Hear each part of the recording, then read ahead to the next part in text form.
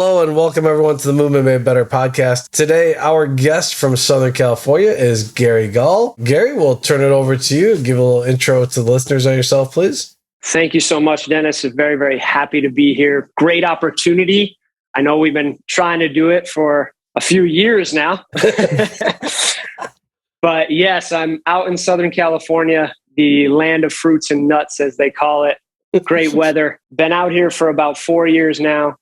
Been strictly one-on-one personal training for those 4 years. And my background comes in the athletic functional training world. Prior to coming out here, I spent 8 years as a strength and conditioning coach. I worked at basically all levels, whether it be intern or head coach of division athletics, college athletics. And prior to that, my career got started personal training and doing group fitness and also doing internship and program work for the U.S. Navy. Oh, so very cool. We've been working for a long time, going on 11 years. I feel like the hustle never quite ends. And then I got out here, and at Heart and Hustle, we're a startup facility. We started Trainer Republic, our other brand. There's 6 of us. We wear many, many different hats. We train many, many different individuals, and every day you definitely earn it. That's one thing that we're doing. I can guarantee you that. Nice. And your experience at the collegiate level, as far as coaching, you're dealing with just genetically superior individuals to the everyday person walking around on the street. As far as their training regimen, I know the big thing that we see is the debate about injuries, right? Performance, but preventing injuries. What are some aspects, in your opinion, in regards to that? Is that even, like, as far as non-contact injuries, is that something that you can even train to not happen?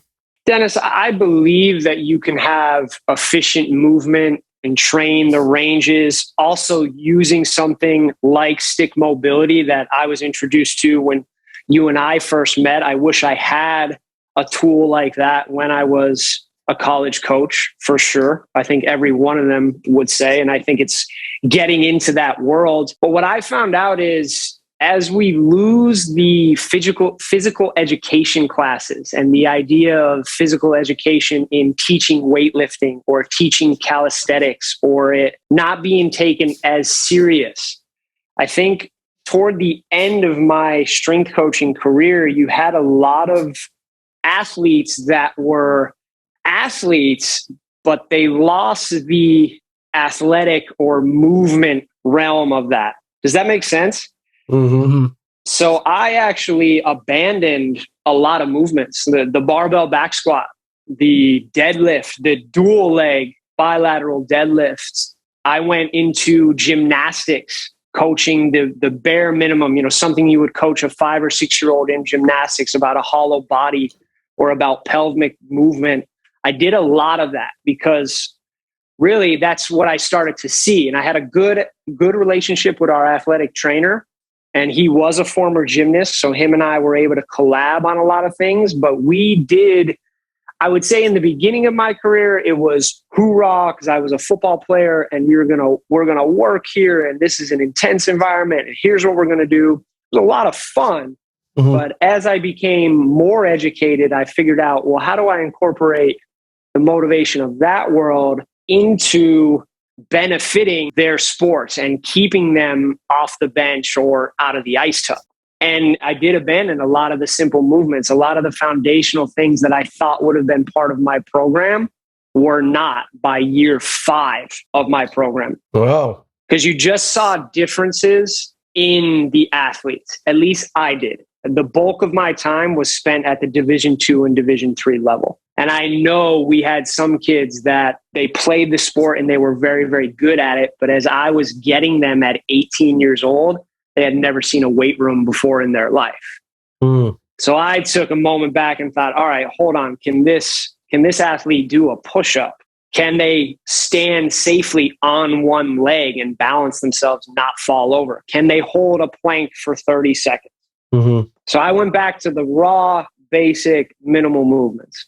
And I believe it did work. So you found that it helped with preventing injuries. Did you find that going back to those basic movements, did it hurt anything as far as like building more strength, putting on muscle, becoming more powerful? I think so. because I sacrificed that. I sacrificed that thought process of get them as strong, as powerful, maybe as big as possible to, okay, keep them efficient, keep them safe, keep them healthy throughout their seasons. Did we get through this year? Do we have less injuries, less serious injuries than last year? What benefited me is we didn't have any contact sports. I didn't have lacrosse, I didn't have hockey, I didn't have football, I didn't have anything like that. Oh, okay. At the particular school I was at for the bulk of my time. So I was able to get away with that philosophy. When I was a grad student, we were at a Division II school, very competitive in football, basketball, and wrestling. A lot of contact sports. So the philosophy was much, much different. But also, as I looked back on that, there were a tremendous amount of injuries at that school. Mm-hmm. Especially with the football players themselves, there were a tremendous amount of shoulder injuries. We sat down, and remember, the head strength coach, myself, and the head football coach, and said, "Are we doing something? Are we doing something in the weight room that's off? Are we teaching fundamentals that are off?" Because we were getting shoulder injuries, labrum tears across the board, a lot. Okay. But when I was at New Paltz, beneficial. But yes, did I take athletes and teams and sacrifice their strength and power to benefit in their efficiency and mobility? Yes, I did. But if those sports weren't as physically demanding, then it wouldn't really hurt their performance in a way as much. I don't think so. Because throughout the time there, you saw, it was funny, I said this to myself, but you saw the teams getting better. You saw the teams becoming more competitive, more conference championships, more successful seasons, less injuries. And I sat back and looked, because I looked at sheets that showed your max out lifts. And I said, wow, this team actually on paper didn't do that well, but their season and their championships, they did, and they were healthy. Maybe a little bit is not overtraining. Totally agree. We were very, very good at that. Most of the coaches, of course, were very, very conscious of that too. A lot of times, even in the off season, no team came in more than 4 days a week. And during in-season training, it was 1 or 2 days per week. Wow. And in my mind, right off the bat, I'm thinking, that's not ideal. Mm-hmm. But I tried to meet at least halfway. Okay, if you're going to give me 4 days, here's the best 4-day program that I can come up with. Or if you're going to give me 2 days, here's the best 2 days that I can come up with. If you're going to give me 1 day, I don't know really what I could say about that, but I will try to use the one is better than none philosophy. Well, you have to remember at that level too, Division III sports, I don't want to categorize contact versus non-contact. There's just something a little bit different about a contact sport athlete. And, the overall philosophy of really buying in or dying for something wasn't always there. Gotcha. If that makes sense. No, very true. The thing is with contact sports is, injuries are always going to take place. It's just what is the context of the injury? Was it non-contact? Was it sustained in practice in the gym? Or was it in the heat of the moment as far as the actual game itself? And one of the things is you're hearing all these debates about how it can be prevented. Oh, it's blah, blah, blah. And really are we trying to chase a unicorn here? I mean, is it something that we're really just grasping for straws at? I think so. Overall, you're never going to completely eliminate injuries, right? Mm-hmm. If I went in and said, okay, my overall goal is to not have any injuries this year, I think I'm fooling myself. Mm-hmm. But as time went on, I did look at individual. Sally was a freshman. How's she doing that squat opposed to, okay, Sally's now is a senior in this program for 4 years. You should see a distinct difference. Form, efficiency, range, her comfort in the movement, her comfort with certain load on he or her. I truly, as I get older in the field, as I continue to study, as I continue to follow specific individuals, I do believe, are you going to completely have time to knock out every bird in one specific program? No. You want to give up 5 minutes for a warm-up, 10 minutes for mobility, try to squeeze 20 minutes of your strength work, and then you have your cardio conditioning. It's just not realistic. Mm-hmm. So when it came down to it, you're thinking, okay, how could I maximize? And to go back to the efficiency, is train the ranges. Dump off the weight, take things way back. If we're going to do push-ups, we're going to make sure our chest can touch the floor military style with no shoulder pain. We're going to make sure our elbows are in a good position so it doesn't put extra stress on the shoulders. We're going to squat. We're going to try to get the butt below that parallel range. We're going to try to keep the chest up. If you can't, we'll slide something under the heels so you can. And then that was an easy fix because then you could actually load them there and it immediately fixed everything. We're going to stand on one leg. We're going to get very, very good at that. Before we actually lunge or do a split squat, you're going to hold a split stance for me and be able to talk to me for a minute while you're there. That's the stuff that I wanted to see. Because I do believe this. It comes back to, and I think, in my opinion, it's only going to get worse as PE and the idea of physical fitness throughout middle school or high school just goes by the wayside. You have some schools that are doing it. You have some programs that do it very, very well. I follow a couple. But as that goes by the wayside, if you're a college strength coach, you're going to inherit this 18-year-old individual who may not have a clue what a weight room even is. Or they may look like a baby fawn. Yeah. And you really have to take a step back. You can't come in day one and think, okay, for us, it was, believe it or not, men's volleyball was our big dogs at New Paltz. They were national championship team. They were athletic. They were big. They were strong. Okay, day one, we're going to max out today. Everybody load weight up on the bar. And I have these 3 freshmen and I watch them do a body squat. And I think, whoa. Nope. We are not doing that for you 3 today. Yeah. We're just not. I don't care how you want to keep up or where your ego takes you. I'm telling you right now, we're not. I think what you brought up is great because maybe that's something that we haven't really integrated enough thought process into is the fact that kids at a younger age just didn't grow up like we did. Where they were outdoors all the time and school programs. Like I had gym class and recess like every day. Yeah, so we right? Yep. And you learn so much within that structure because your gym coach either has you doing stuff or during recess you just play games. So what you brought up is a great point in the fact that you're getting some kids that just didn't grow up with that background. You're running, you're jumping, you're falling, you're tumbling. Yeah. If you fall enough, eventually you're going to learn how to fall because you don't want to get hurt anymore. If you're running, you're going to learn how to cut zigzag. We play tag. You play certain games that involve physical fitness. Now every game is virtual on a screen. Yeah, and most of the public schools have limited PE to like maybe 2 or 3 days a week, unless you're in a private school, then you don't have access to everything all the time. I'll tell you what, guys, this was back in 2004 and 2005. And especially since I was on the football team at the time, when you would go to our PE class, we would play catch or we would sit in the corner with our girlfriend. The teacher didn't even take it that seriously, or you would play 2 innings of wiffle ball. I remember watching a John F. Kennedy time or a 1960s PE class. Oh, yeah. And what they were making these individuals, men and women, go through. And I'm thinking, I don't even know if I could do that right now. Yeah, was it that La Sierra High School or something like that, where the guys are doing like a crazy 3-minute warm up and then they've got to go monkey bar. It was awesome. They're climbing on jungle gyms. They're doing dips off the bars. They're basically doing the calisthenics or the extreme version of the calisthenics. Yeah, I think the lack of that background of just acquiring those skills at just a younger age of just being kids and having fun and playing tag and doing all that stuff is a missing integral part of their upbringing.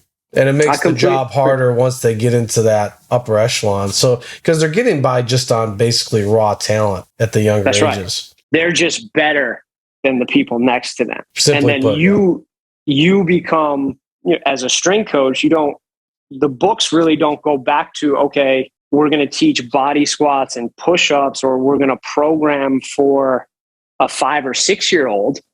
You're coming in as a strength coach, or at least I was at 25. It was my first head coaching job. And I'm thinking, all right, I'm ready. These kids are going to squat. We're going to deadlift. We're going to military press. We're going to bench press. We're going to make these kids strong.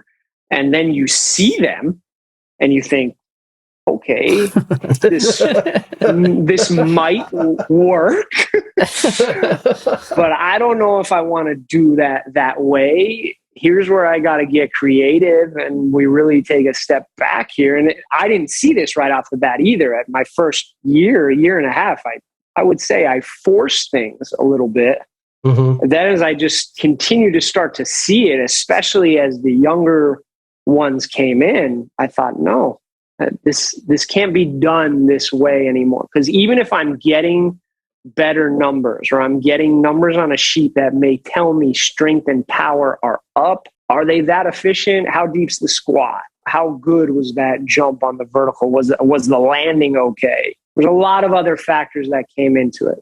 But overall, I thought it would just be better off to take a moment and not say that we weren't necessarily going to work harder, but we were going to definitely be smarter, if that makes sense. Mm-hmm. In our general perspective, is it just in society by itself, everybody's always about progress, and they want to see, but in the world of athletics, we want to see numbers keep going up and up and up and up. Do you think that chase for increased numbers is really just what's creating is really contributing to the types of injuries that we're seeing?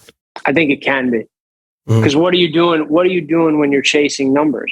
I'm good at it. I'm an at all costs kind of person for myself as an individual. But when you sit back and think, what am I really chasing? Am I chasing the 405 squat that kind of looks like hell, and the person is eking out everything they have just to get up? Or am I just trying to put that down to show their coach, hey, they got this strong this year? And then maybe that athlete goes out and in the first week, they can get hurt, right? That's neither here nor there. That could be out of everyone's control. But I think as far as the pressure between whether it be parents, whether it be teammates and colleagues, whether it be coaches, whether it be the strength coaches, other colleagues, I think the pressure to show some sort of increase in progress is just always there.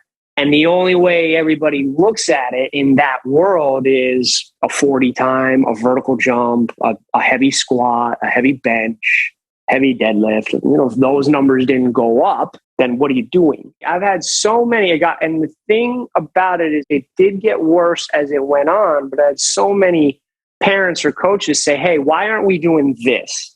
Yeah. And they would show me some kind of video.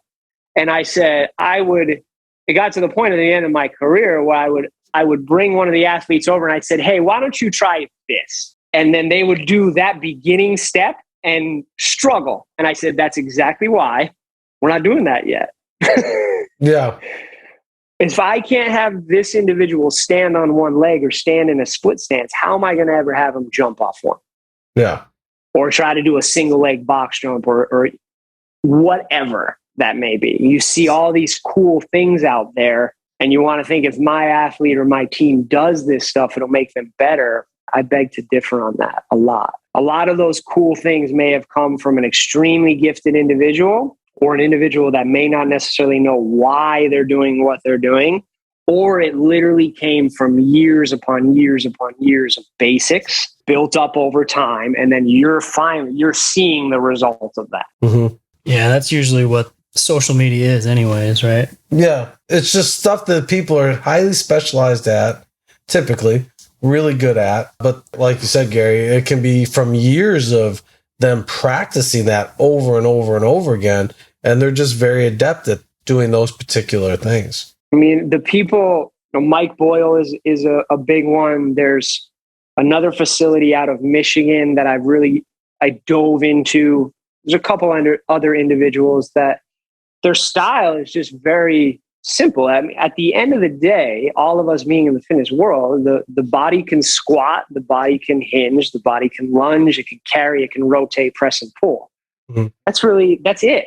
No matter what tool or what position, you can change the positions, you can do specific things to that, but that's what the body does. We're not reinventing anything. if you maximize those foundational movements in simple progressions over time, that's one thing about my career, Dennis. I don't know if you saw this for yourself at times. I just started to realize as I get more in tune with my coaching and training, my programs just get simpler and simpler. Yeah, it does. And that's it. Yeah. I spend so much time trying to think about how sexy I can make it, or if I can try to add in different tools or progressions. But when I really sat back and looked at the team overall, or now it's individuals, I thought, well, no, they actually just need that because they're still not good at that yet, or they just need to do a push-up, or they just need to do a kneeling, just press to get them to press straight up, whatever that may be. But it simplified a ton. It was like, poof, wow, okay. I wasted a year and a half trying to be some kind of sexy trainer. It's interesting because it's that I think you're finding out the farm boy mentality of just doing simple tasks builds a really strong, powerful individual. We see people that can squat a lot and deadlift a lot, but yet they struggle to pick up a 150-pound object and carry it, 50 yards down the, 50 yards or 60 yards. Because it's not a bar, it doesn't have handles, it doesn't have grips. It's something that they have to actually learn how to manipulate, pick up, figure out where to hold it in regards to their body structure and their strength factors, and then complete the task of carrying it 50 yards. I completely agree. And I think as things progress and being part of this field, I think those are tasks and characteristics and exercises that are so very special. I don't think they will ever die out, but they just have to be emphasized time and time again, especially with the youth. If you're at that level, especially because they're seeing all this crazy stuff that as we were younger, we didn't have access. We didn't know what Michael Jordan's trainer was doing with him. Yeah. Now these youth now can pick up and look at LeBron's program or whoever's, and they see that and immediately they want to do that. But it takes education and a buy-in and a really good sense of why to say, hey, here's what I need you to do first. And then once we get through that, here's what I need you to do next. And maybe, just maybe, I promise you, we'll get to that area. But you gotta get through here. You got to prove to me that you can get through here. Yeah. And then, these parents maybe don't realize like, hey, what Michael Jordan did as a kid, what LeBron did as a kid was they played everything and they did everything on the playground, and they didn't have any real structured training until they got into maybe high school, college. Absolutely. But key word behind that, is they played.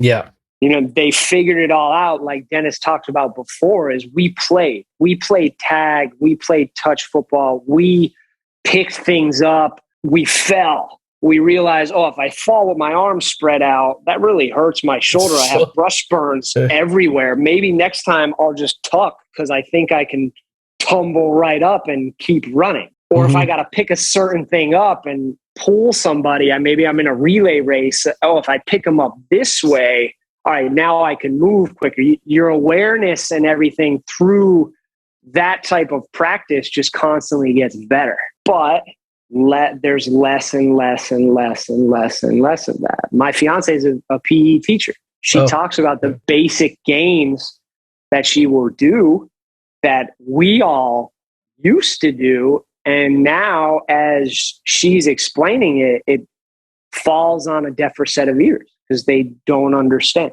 And then you watch them do it. You think, whoa, have you been outside? Have you been in the dirt? Have you fallen before? Yeah. There's nothing wrong with it. I'm not getting into that we should do this or anything like that. It's just if you are in the strength and conditioning field and you are at any level and you're going to deal with youth coming up, you have to be prepared for something like this. I know you had referenced just earlier about basically programming as far as time segmentation and time restrictions, constraints, I should say. How should a coach, I figure it's not a one solution answer, but as far as dealing with how much time should they focus on strength, power training versus recovery versus, mobility work type stuff is, let's say they get access to their student athletes 3 times a week. What would like an ideal program be? I would try to fit in the mobility work. I didn't do a lot of rolling. That was more of a space logistical issue. I didn't have a space to store 20 or 30 foam rollers, and I didn't have a gym that was spaced out well enough to have everybody laying around doing that. Occasionally on the fields, we would do it. But as far as mobility and warm up, I would try to anchor all that in right in the beginning. If there was anything going on, if I saw that as a team they were tight in a certain area, I would try to take care of that during their warm-up phase. I would do a lot of balance and footwork in their warm-up phases as my career went on. That's going to take you a good 5 to 10 minutes at least. I would then sacrifice their strength work out of everything. Their strength work for me started out as probably what was 40 to 45 minutes down to about under 30 or even 25 minutes toward the end of my career. This goes for off season too. Oh. And then I had a period that can be categorized as strength and power work, because the way I would line up the programs, the power work actually came at the beginning of the routine. And then toward the end went into conditioning and cardio, if you wanted to call it that, but it was more metabolic work. I dove down rabbit holes of looking at certain games and it was just me for 300 athletes in 15 sports. So I started out with a template that individualized every single sport and realized I couldn't sustain that. Went back and did one program for everybody, realized I can probably do that a little bit better. Then went back and started to categorize certain teams. I would train women's basketball, women's lacrosse the same way, because I would watch film or YouTube of their sports, and I would see how many minutes or seconds they were in what I would guess is a certain energy zone, if that makes sense. I dove down into it, and then I would train women's basketball or field hockey and soccer the same way, if that makes sense, because they were running through what I felt were similar energy systems. And that for me depicted, okay, if you're a soccer player, your strength work will have the same exercises as the basketball player, but you're just going to spend less time in your strength work, because I don't believe you need it as much as the basketball player. You would spend more time in your conditioning or metabolic work. Did that answer your question? No, that's good. No, that's perfect. Because I think the more we dive into things, the more questions we end up giving ourselves, right? I think good coaches or good trainers should always wonder, am I doing something incorrectly, so to speak? Or is there a better way to do what I'm trying to accomplish? I agree. The one thing that I would always look at over the course of the years is actually every year to some degree, my program changed. And I thought, this is very good. I didn't notice this. It was just organic through study and adjustments. I thought, okay, every year this has adjusted and changed to some degree. Program in year 1 was not what it was in year 5. So then I thought to myself, okay, I seem to be, there's never a truly right path, but I'm going in the right direction for what I have to work with. Mm-hmm. And I believed in that change. I believed in it as long as it was organic and it didn't come as a rogue decision or it didn't come via request. And there were scenarios for that too. But overall, through evaluation and analyzing, it got different. Mm-hmm. And like I said, over the course of time, the teams as well got better. Not saying that had anything to actually do with me, but at least you want to be there when things are going up. You don't want to be there when things are going down. That is very true. Well, because I think what you said, your programming changed slightly. I like an example for me would be for the Washington football team, one of their offensive linemen integrated rock climbing or bouldering in his off-season programming. And for Neil and I, we were both like, dude, that's awesome. Because here's a guy he's a veteran in the league, right? I mean, how much stronger is he really going to get by beating the crap out of himself during the off season. How much faster is he really going to get? He's been in the league for a handful of years. So from his social media, you're seeing that his response is bouldering has been a phenomenal off-season addition to his programming, where he feels better, he feels stronger because he's got to hold himself up on that wall. I think it's amazing, Dennis. And this is where, if I would have continued to be in that particular world, I think my mind would have went that way. It's very untraditional. Mm-hmm. Who's going to go tell your offensive lineman, if you're a coach, hey, why don't you go boulder for 5 weeks? But I'm thinking in my head now, Gary, strength coach year 1, Gary? No. Strength coach year 7, Gary? Yes, definitely. Pick those things up, move around, figure out how to get your body configured, figure out your leverage, figure out your levers. Mm-hmm. Dumbbells are fixed objects. They're easy to hold. A barbell is easy to hold. So yeah, you can load up 500 pounds on that thing and it's easy for you. It's designed for that. Can you lift a 150-pound rock, or can you pull your own body weight at a lateral angle for your shoulder and everything in that arm? Mm-hmm. There's no way those muscle groups are going to fire that you didn't even know you had. Mm-hmm. And sports are extremely chaotic. I started to get into this, especially even with the gymnastics baseline, because that was another thing I thought to myself. I thought, these kids are never really squatting or lunging. They're moving everywhere. They got to change on a dime. They have to make sure their hips are underneath them. They have to make sure their base is low. They have to watch their feet. Chaotic. And then 5 seconds later, they might have to drop from a sprint into a back pedal or an angled run, or they might have to stop dead. How could I teach them how to do that? Right. So teaching transitions, but like you just said, teaching levers and angles, that's a huge aspect that I think our industry is really shortchanging everybody on, as far as understanding the basics of what those are and how it affects us. Absolutely. But how it affects the general person is one thing, because it still affects. I mean, people have manual labor. They got to pick up their groceries. They have to do all those things. But in an athletic or even a tactical, another area that fascinates me is tactical coaching. Mm-hmm. The military people, mm-hmm. firemen, police, the extremely physical workers. That's very interesting. That's where you, even from a mental standpoint, can benefit a lot of, hey, if you picked it up at this angle opposed to that angle, and you hugged it here opposed to there, it's going to be a lot more efficient for you.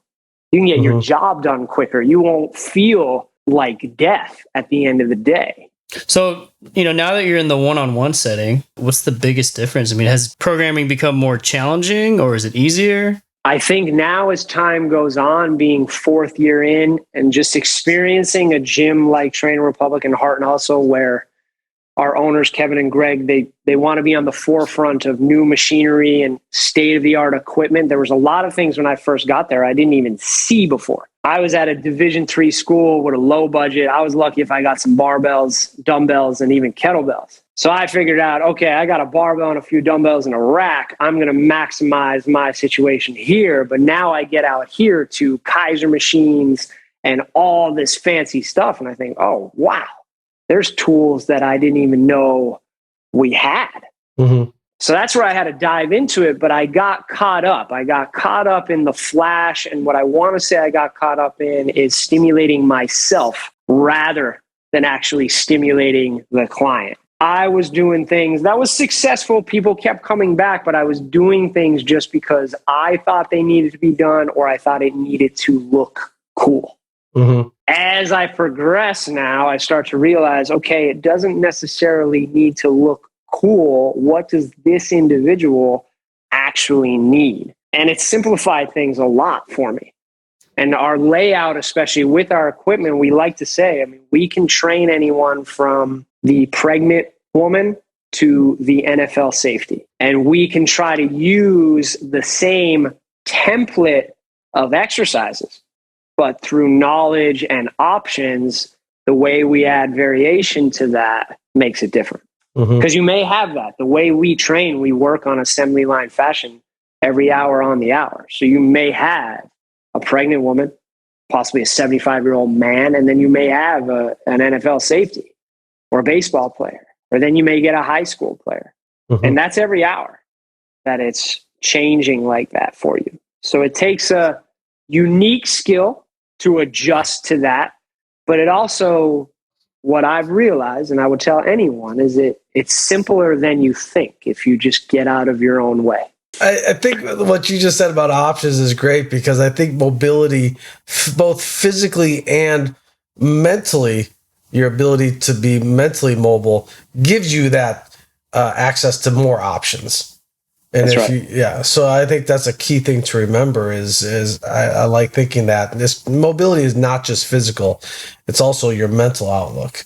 And if you're not mentally mobile, then you're very limited in what options you have access to. That's right. If you're not willing to change, or if you're just stubborn and this is the way it's going to be, I think you limit yourself. You're also going to limit your network and the people that come in to see you. I want to think of the personal trainer, even the strength coach. You're the jack of many worlds. I'm certified in stick mobility, certified in FRC, CFSC, all of that to some degree, because it holds value to you because you like it, but also you can speak to those realms in some way, shape, or form. Are you a master of it? No, but are you at least proficient of it? For going back to contact athletes in regards to a different approach to training, I think especially in the realm of football, I think one of my favorite people that even as a kid, I really enjoyed watching, not because just his football, but Andre Tippett, linebacker for the New England Patriots back in the day. His off-season programming was martial arts. And what's interesting is when you go back and look at highlights of him, is seeing how he integrated what he learned in martial arts to the field, because it taught him how to move, how to create leverage, how to get underneath his opponent, how to use momentum against his opponent. It was fascinating to watch him as an athlete. A lot of them talk about ballerina, or it's on the tip of my tongue, but that type of dance type training where you actually have to be graceful. You take a 250, 300-pound man running around chaotically, slamming into someone and hitting the ground. But if you take that man and make him graceful to where he learns how to land soft with the body, embraces the floor, it's a dangerous individual for that particular type of sport. I think so. And those are different approaches. Because correct. I think, Lawrence Taylor took ballet as far as ballet was the word I was looking for. I think that's what he was known to have taken at least a little bit of it. And he's the scariest guy that's ever been on the NFL field, right? Yeah, well, pretty close to it. I mean, there's one of, I would definitely say top three without a doubt. Yes. Yeah, without a doubt. So as far as social media, I know you're crunched for time here. As far as anybody being able to get a hold of you, follow you on social media, where should they be looking? You can reach us. We have at Heart and Hustle Gym. That's our main gym. We have at Trainer Republic. That's our auxiliary gym. And then myself is at Gary C. Gall is my personal Instagram. Check us out. Check out some of the things we're doing. We're growing in this one-on-one business. A space like Trainer Republic, Dennis has been there before, is a space that we really envision being a school for fitness personnel and trainers, that we have everything from one-on-one training to seminars and education to we started up group classes in October. That's a brand and a niche that we think we can do very, very well at. But please check us out. Feel free to DM or reach out to me with any kind of questions you may have. And I really, really appreciate this opportunity. Thank you. Because you're starting stick classes, right? We haven't. We're planning on having you come back for the seminars and whatnot. We haven't had anyone just start up the stick classes yet. There's been talks about it. Jason has mentioned it because he's out here in Santa Monica. But stick mobility is definitely a part of our world. We use those sticks every single day as part of our warm-ups. And you've been out, I think, 4 or 5 times now. Mm-hmm. Well, fantastic. Well, thanks for jumping on. We appreciate you, brother. Always good to chat with you as always. Bounce ideas around and talk some shop. So it's always good times. It's always fun. Thank you very much, guys. Yes. Right, tell the crew hello for us, please. I definitely will. I definitely will. And to all the listeners out there, until next episode, be good to each other. Thank you for listening to our podcast. Be sure to hit that subscribe button, and whatever platform you're on, either Apple, iTunes, or Spotify, please, if you could leave a review, we'd appreciate that. If you have any questions that we can answer for you, be sure to leave those in the comments also. If you're looking for more information on our education, our products, please go to www.stickmobility.com. And also hit that subscribe button to that YouTube channel, and don't forget our live Instagram classes 3 times a week. If you want to join in, grab your sticks and hit that 45-minute class.